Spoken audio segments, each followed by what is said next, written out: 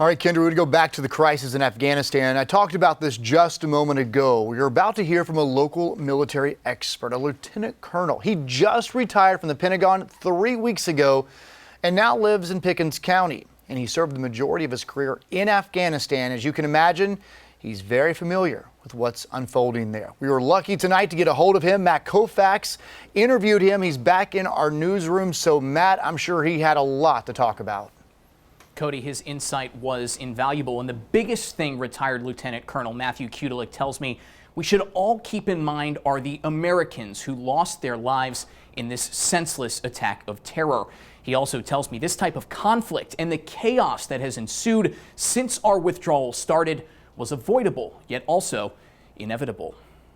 Retired Lieutenant Colonel Matthew Kutilek says his heart is heavy today. To be honest with you, I'm very angry and I'm heartbroken because I've been in the exact situation those Marines and civilians are at right now. Most recently a Marine Corps Pentagon official, Kutilek was involved in multiple deployments. I deployed there on 2 occasions in 2010 and again in 2012. I led a Marine company there in 2010. In fact, while we were there, we lost 3 Marines in my company. Kutilek himself is a Purple Heart recipient who took a bullet from a sniper and nearly lost his life. Then he went back. I spent 2 years rehabilitating just so I could redeploy back there to make sure that my life counted and that I could defeat whoever shot me, and also to represent and to serve the Marines that I lost in my company. He says what frustrates him and many others who put their lives on the line the most is the lack of accountability for what's happening. This withdrawal plan should have been enacted in 2002 after we defeated those who were responsible for 9/11. Kutilek says the region is more destabilized than ever and that the Taliban is more dangerous than ever and that 4 administrations over 20 years all deserve blame. The actions that occurred there today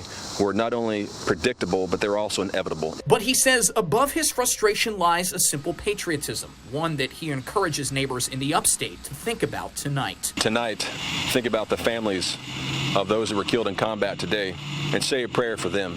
And think about the notification process that's going to occur tonight and tomorrow morning about their loved ones and pray for them.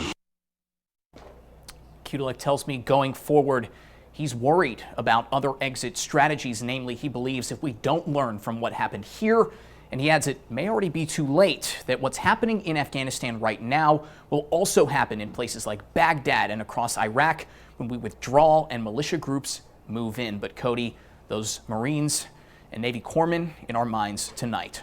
Back to you.